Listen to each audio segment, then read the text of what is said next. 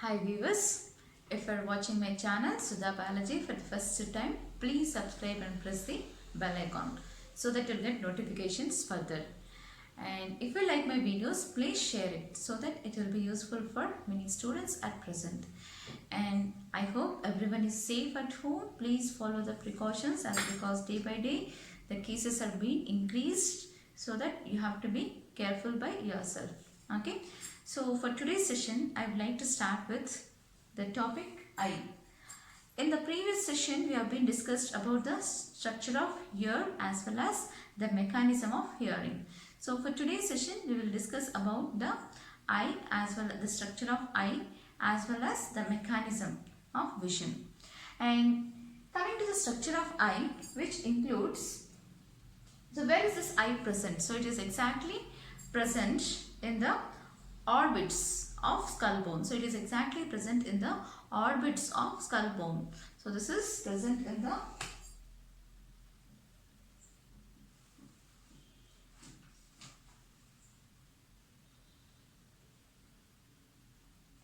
orbits of skull bone. And this eye includes accessory structures as well as even the eyeball. So what are these accessory structures? That includes eyebrows, eyelids as well as eyelashes, and this gives protection to the structure of eye. So this gives protection to the eyeball which is present inside this. So the accessory structures includes eyebrows, eyelashes as well as eyelids. So this gives protection to the eyeball which is present inside. And there is also presence of lacrimal apparatus, so which is mainly responsible for production of tears, and that is from lacrimal glands which are present in the lacrimal apparatus in this region.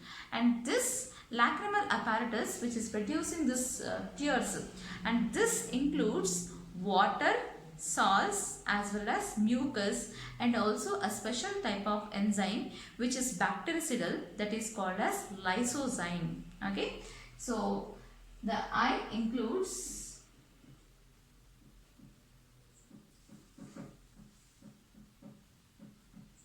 the accessory structures, that is eyelids, eyebrows as well as eyelashes, which gives protection, and next lacrimal apparatus.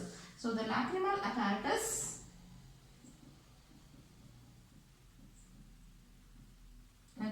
which is producing the tears. This includes water, salts as well as mucus, and also it contains lysozyme. So lysozyme is a bactericidal and it kills the bacterial cells which are being entering there, and it helps in mainly protection. So all this are the accessory structures which are present. And next we go for eyeball. So this eyeball which constitutes three layers. So what does the eyeball constitutes? That constitutes three layers. That is the outer layer which we say it as sclera. So this blue line which I gave, it is the outermost layer, and it is the fibrous layer. So outermost it is fibrous, okay, and middle vascular, and inner nervous. Okay. So neuronal layer, we even say it as neuronal layer, that is called as retina. Okay. So the outermost layer, that is fibrous layer, which is called as sclera at its posterior end. So this is sclera. So this is sclera at its posterior end. So I have given it here. So it is outermost layer of the eyeball which is fibrous layer, and this is sclera at its posterior end which is thin, and whereas at its anterior end, okay, sclera at the posterior end, and at its anterior end this is nothing but cornea which is thicker. So at its anterior end it is called as cornea which is thicker, and this cornea is surrounded by an opaque membrane layer which is called as conjunctiva. So this is surrounded by a membrane layer which is called as conjunctiva, and this is thicker at its anterior end. This fibrous layer which is nothing but sclera at its posterior layer which is thin, and At its anterior end, it is called as cornea, and this is covered by opaque membranous layer which is called as conjunctiva. And sclera, which occupies the major part in the eyeball. So this sclera occupies the major part, the white part of the eye, which occupies the major part in the eyeball. And this gives again definite shape as well as rigidity. Okay, so this sclera, it gives shape as well as rigidness to the eyeball. So the maximum, the eyeball which is occupied by this sclera, which is the white part of the eyeball, and this gives definite shape as well as rigidity to the eyeball. So that is about the outermost layer, sclera.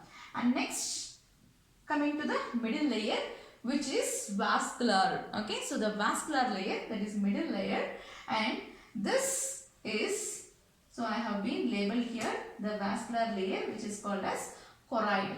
Okay, so choroid at its posterior end. So this is posterior end of eye and this will be anterior end of eye. So choroid, which is the vascular layer. So this is light bluish in color. So this is bluish in color, and this choroid layer is vascularized layer. Okay, and this is appearing as bluish in color. So bluish in color. So this is the middle vascular layer which is called as choroid layer. So, and this is at its anterior end. So choroid layer at its anterior end, it contains the ciliary bodies which are thick. Okay, so at its anterior end, it is projected as ciliary bodies, and this ciliary bodies which are highly vascularized, and it contains the pigments. Okay, so it is highly vascularized part. So sorry, this is highly vascularized part, that is ciliary body, and it is mainly supplied with the muscles. So that is circular smooth muscles which are being present, which are supporting this ciliary body, and this at its anterior end of the ciliary body, it shows the ciliary processing, and this ciliary body at its anterior end, it is producing an extension of the ciliary body which is called as iris, and this iris is considered as colored portion of the eye. Okay, so the colored part of the eye, it is nothing but iris, and iris is present between cornea and lens. So iris is present between the cornea and lens. So this is lens and this is cornea. So iris is nothing but extension of ciliary body, which is the colored portion of the eye, and this main function of this iris, it regulates the entry of light through lens, through the cornea, and then lens, it reaches up to the light, reaches up to the vitreous chamber, that is regulated by iris. Okay, and the aperture which is present between this iris. Okay, so an aperture which is present at the center of the iris, it is called as pupil. Okay, and the diameter of the pupil depends upon the iris muscles. Okay, the diameter of the pupil depends upon the iris. So this is the aperture which is present at the center of the iris, it is called as pupil, through which the light enters and then reaches through lens into the vitreous chamber. Okay, so that is called as pupil. It is present at the center of this iris. So the aperture which is present at the center of iris, it is called as pupil. And you can see a special type of ligaments. So the ligaments are also nothing but which are attached to the ciliary bodies. So ligaments are attached to the ciliary bodies which holds the lens. So ligaments, so these are suspensory ligaments which are attached to the ciliary bodies, and it holds the lens. Okay, it holds the lens. And where is this lens present? It is present between the aqueous chamber, so that is cornea, as well as even the vitreous chamber. Okay, so the lens are present here, so which are holded by the ligaments. So which are holded by the ligaments, and these ligaments are attached to the ciliary muscles. So ciliary muscles help in giving support. Okay, so ciliary bodies or the ciliary muscles which gives the support, and this helps in giving definite shape to the lens. It gives definite shape to the lens, and the ligaments are the one which are holding this lens, and that is supported by ciliary bodies, which gives definite shape to the lens. And this is present on either side of the lens. You can see the fluid filled chambers. So on its anterior end, the fluid filled chamber, which is called as aqueous chamber, which is filled with the aqueous humor, okay, which is filled with the aqueous humor and its anterior end, okay, of this lens. So this aqueous humor, it nourishes the lens as well as even the cornea of the eye, okay. So this aqueous humor, it nourishes the lens as well as even it nourishes the cornea. And whereas vitreous chamber, okay, so on its back side of this lens, that is on its ventral side of this lens, that is posterior end, it has vitreous chamber filled with the vitreous humor. Even this helps in giving nourishment to the retina as well as even to the lens. So the complete eyeball, so the maximum, the eyeball which is being filled with the vitreous humor, which is present in the vitreous chamber. So this again gives definite shape to the eyeball, that is filled with the vitreous chamber filled with the vitreous humor, okay. And next, coming to the third layer, which is called as neuronal layer. So third layer is called as neuronal layer, that is also called as retina. So this red layer which I am giving, it is called as retina, which is the neuronal layer of the eyeball, which is called as retina, okay. And this retina is the region where it possesses the pigments, okay. So retina is the region where it possesses the pigments, and retina at its posterior end, it shows the presence of a macula lutea, okay. So retina at its posterior end, it is most photosensitive area, that is called as macula lutea, which is also called as yellow spot, and this is the region where it constitutes, okay, more number of cone cells. So this is the region where it constitutes more number of cone cells, okay. And the depression which is seen in the macula lutea is called as fovea centralis. Very important question from this. The posterior part of the retina. So retina is the pigmented layer which is present, an innermost coat layer, and which is also called as neuronal layer, and this at its posterior end, it constitutes more number of cones in the region called as cone cells present in the region called as macula lutea, which is also called as yellow spot, okay. So which constitutes more number of cone cells for perceiving the light, okay. And the depression which is seen here in this macula lutea, it is called as fovea centralis, okay. And this, the retinal cells which is containing more number of pigments, so the retinal region which is constituting more number of pigments, and that we will be discussing now. So with the structure, okay, so this I am giving you the layers which are present with the different cells which are present in the retinal layer, and this is the retinal layer, the structure of retina. So this is a part where it is fused with, okay, the upper part, that is pigmented epithelium, which is fused with the choroid layer. So choroid layer is a middle layer which is present. So this retina which constitutes the pigmented epithelium layer, and it is constituting the pigments, and it is fused with the this epithelium layer, that is pigmented epithelium layer of retina. It is fused with the choroid layer, okay, and it constitutes many pigments, that is melanin pigments are also present in this region, okay. And next, inner to this, okay, it constitutes 3 layers of cells, that is from inner to outer. Ganglion cells, very important, this sequence is also very important for objective. So ganglion cells from inner to outer. So ganglion cells is the innermost cell, and next it leads to bipolar cells, and next it is photoreceptor layer, which constitutes rods as well as cone cells, okay, rod cells as well as cone cells, the photoreceptor cells which are present here in the photoreceptor layer, that is called as rods and cones. So the arrangement of cells which are present here from inner to outer layer, so that is ganglion cells in the innermost layer, next it leads to bipolar layer, and photoreceptor layer which is constituting rods and cones. And next it is protected by a pigmented epithelial layer which is fused on its other side with the choroid layer. Okay, so that is a middle vascular layer.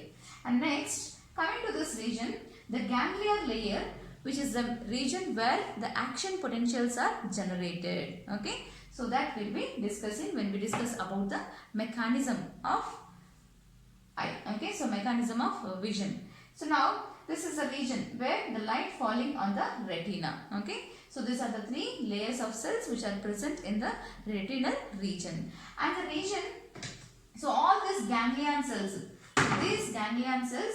so ganglion cells, the axons of these ganglion cells unite to form optic nerve. So they are joined with the optic nerve.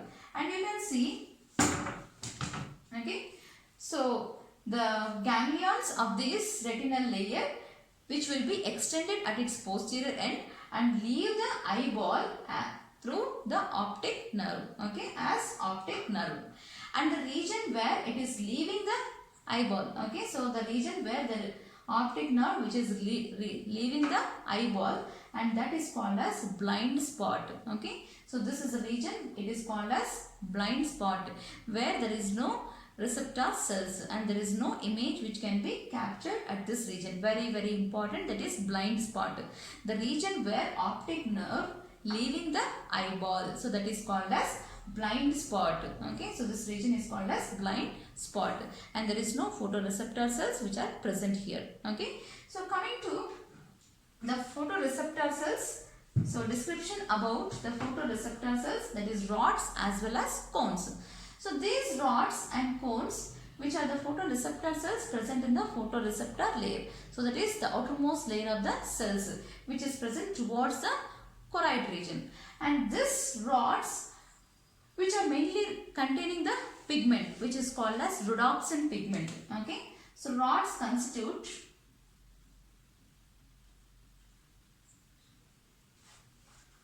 okay, so that is purplish red pigment, okay, which is called as rhodopsin pigment, okay, which is also said as visual purple, and this is present in the rod cells. So these are the rod cells which contains rhodopsin, and this is in a reversal combination. So this is in reversal combination of a protein which is called as opsin. So it is in reversible combination of a protein which is called as opsin and the light absorbing area which is called as retinal. Okay, so opsin and retinal. So this is in rhodopsin, it is in reversible combination of opsin, a protein, and retinal light absorbing area which is derived from vitamin A, and this is derived from vitamin A. So retinal is derived from vitamin A. And next, this is responsible for, and this is perceiving the twilight. Okay, so this is responsible for visualization of twilight. That means low intensity of light. Very important again. So rods which is containing this rhodopsin pigment, and these are responsible for visualization of twilight. Okay, which is low intensity of light. Okay, which we say it as twilight, and we even say it as scotopic light. Okay, so that is scotopic by rods. So this is twilight. Okay, and cones are also present here. Okay, so cones are photopic. Okay, which are responsible for, or which are mainly responsible for visualization of a daylight. Okay, so these are photopic and these are responsible for visualization of daylight and color vision. Okay, and color vision. So different colors, red, green as well as blue. There are three different types of cone cells which are present, which are responsible for visualization of red, green as well as blue.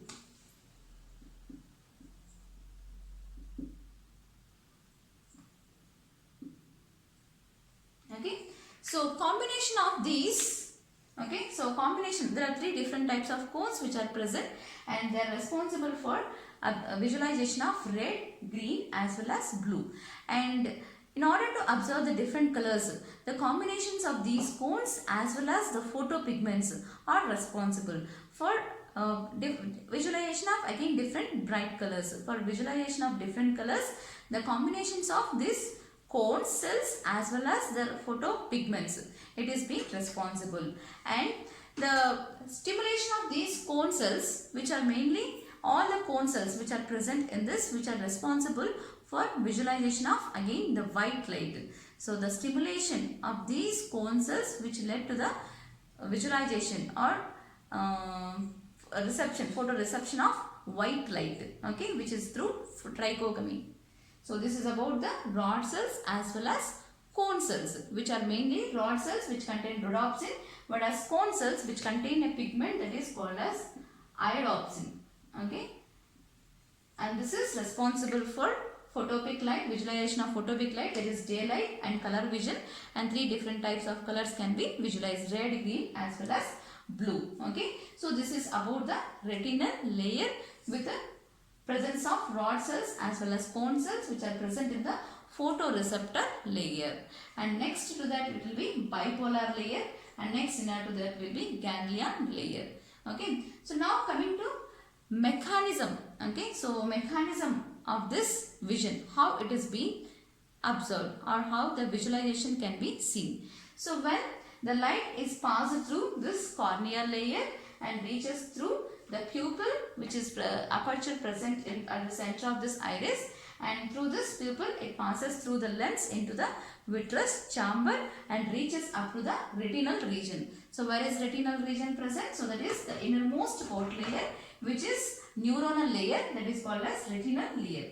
And this yellow spot is a region where it constitutes more number of cone cells, where more images can be visualized, okay. So that is the retinal layer which is receiving the light. So now the photoreceptor cells which are present in the retinal layer, which is constituting the rhodopsin, rod pigments, rods as well as cone cells in this photoreceptor layer. So once the light has been reached up to this retinal layer, okay, so now the opsinin, so opsin which is a protein, okay, the rhodopsin is a pigment which constitutes which is in a reversible combination of opsin protein as well as retinal, okay, retinal, the visualization of this, and this gets dissociated, okay. So the photoreceptor cells which constitutes this rhodopsin pigment, and it is in combination of retinal as well as opsinin protein, they get dissociated, and you can see the change in the structure of opsinin. So these get dissociated and there is change in the structure of opsinin, which creates an action potential. So which creates an action potential and depolarization in this region. So the action potential which is being generated in this region passes through bipolar cells. So from this opsin protein which has been undergone structural changes, when there is dissociation of retinal after receiving the light.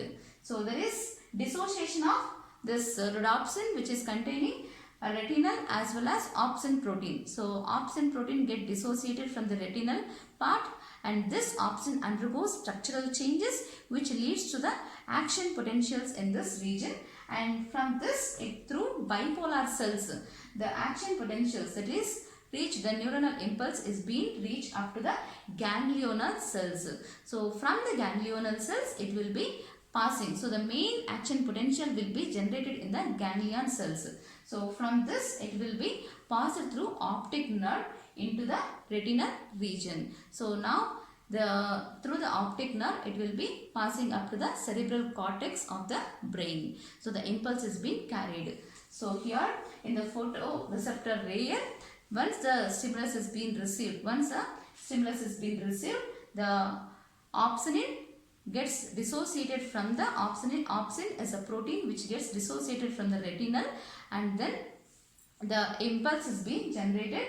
So the action potential causes because of dissociation of this opsin protein and structural changes which occurs in the opsin, which creates an action potentials that will be passed through bipolar and the ganglion cells. So from the ganglion cells the action potential will be actually generated towards the retinal region, through retinal region which is containing the optic nerve.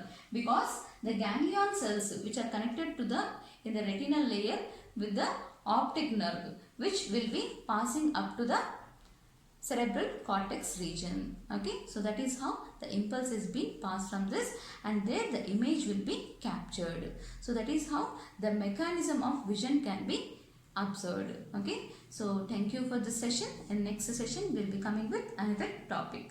Thank you.